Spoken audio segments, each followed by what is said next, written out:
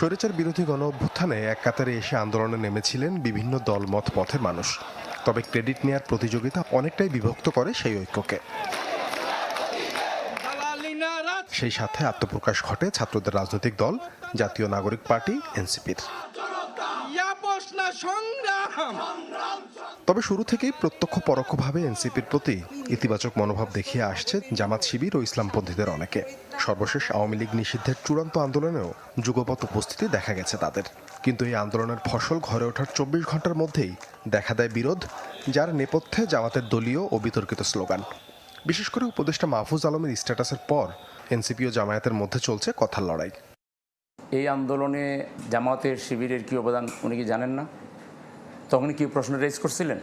এই যে গত পরশু তার আগের ২-৩ দিন যে আন্দোলন হলো, জামাত শিবির সেখানে ছিল না, তো আগে প্রশ্নটা তুলতেন।